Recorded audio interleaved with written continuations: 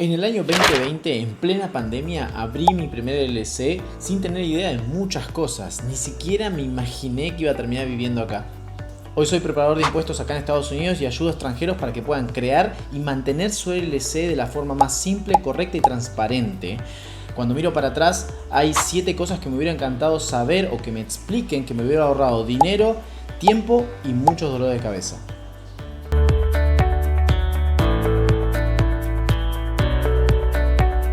Bienvenidos a mi canal, mi nombre es Miguel Pérez, contador público y preparador de impuestos acá en Estados Unidos. Y en este canal, como siempre, hablamos de crédito, impuestos y todo lo que tiene que saber un extranjero para invertir y crecer en este país.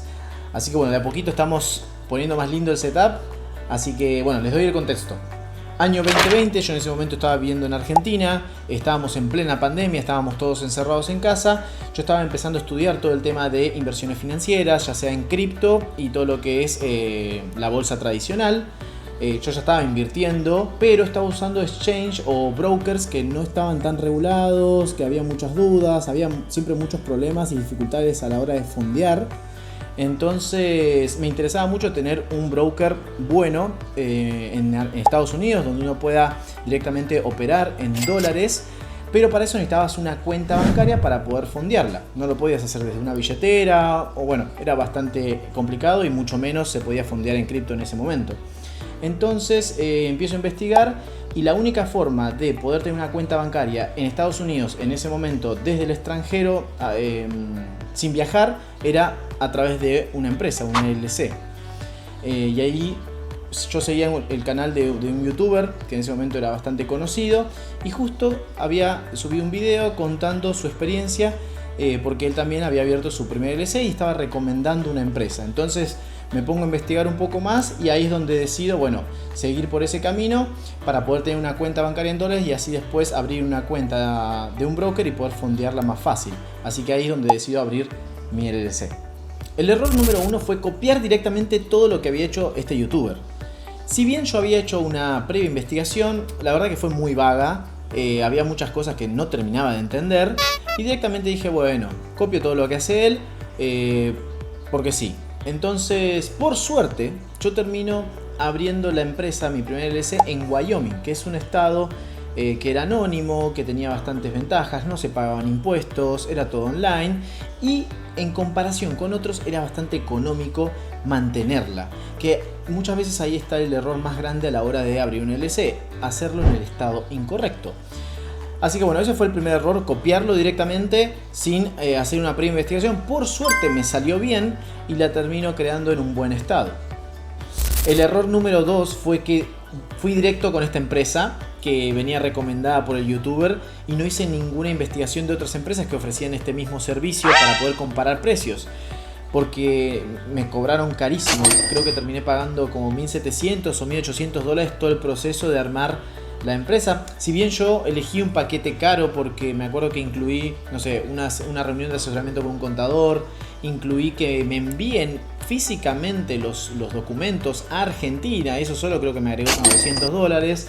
Pero nada, hoy que yo me dedico a esto me doy cuenta que me robaron. Pero bueno, fue error mío porque yo tendría que haber revisado, investigado con otras empresas y comparar precios. Así que nada, un error.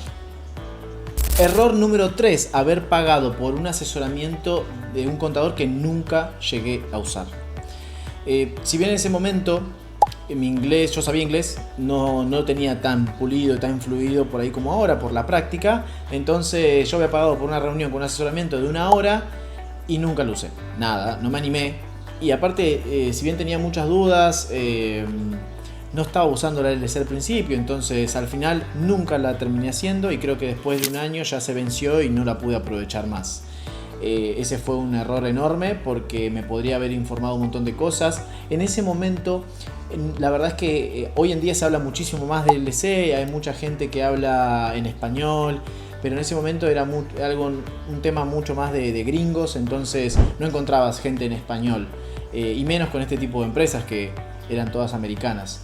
Así que ese fue otro error, no haberme asesorado en cuanto a la parte contable e impositiva del LLC, por más que sea extranjero y por más que no haya tenido movimiento.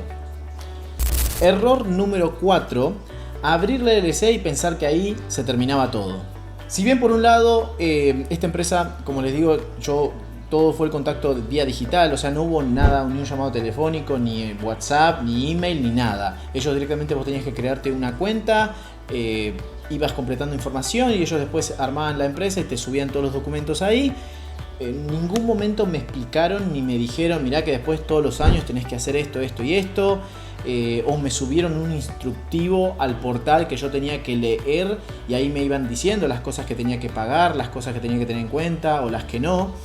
Si bien por un lado no tuve eso, tampoco yo me puse a investigar ni revisé, porque al final del día, o sea, si bien es muy simple hacerlo y hoy en día la verdad que te soluciona muchas cosas, al final del día es una empresa, es una LLC.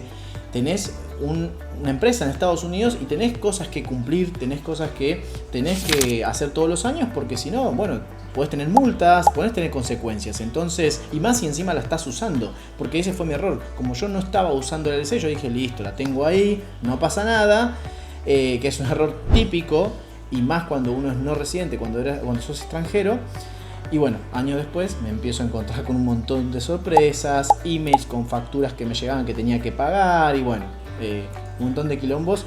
Por un lado, repito, esta empresa no me dijo nada, pero también fue error mío no haber investigado un poco más, decir, che, hice esto, me imagino que por ahí tengo que hacer algo más o no. Yo directamente supuse que como no la estaba usando, se terminaba ahí la historia y bueno, fue un error.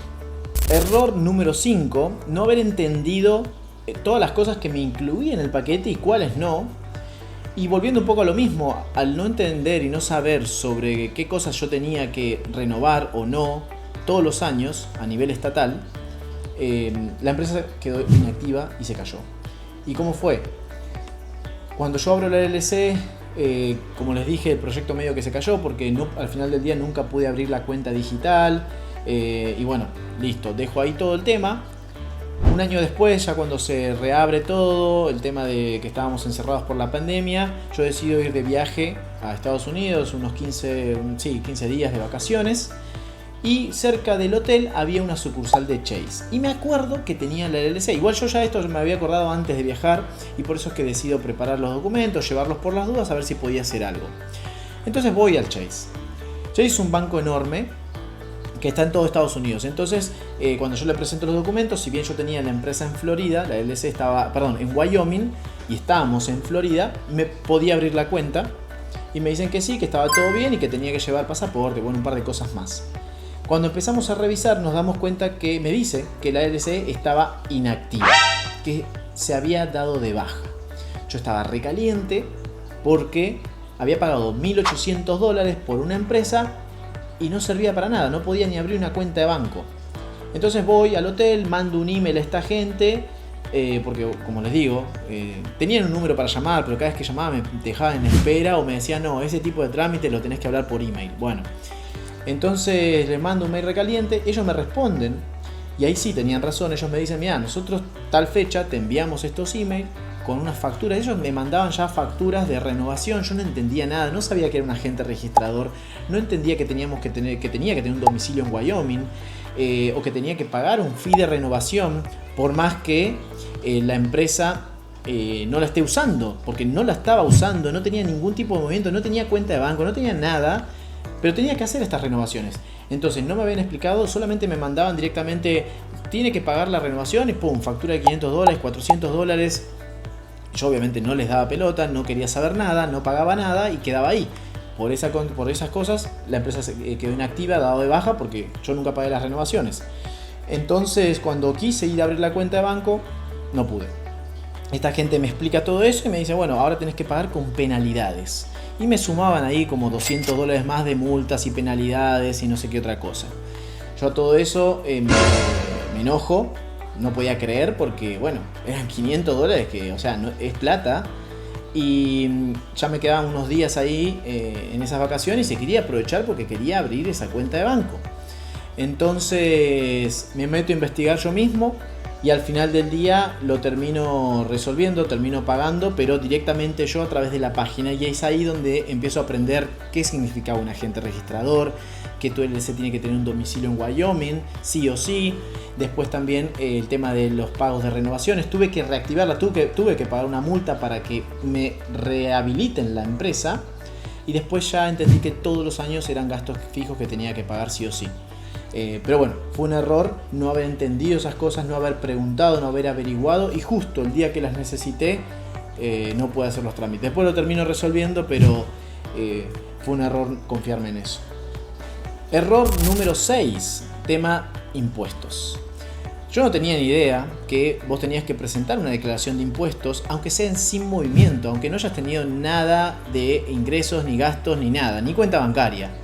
Yo cuando armo la LLC, en realidad yo la armo con mi hermano.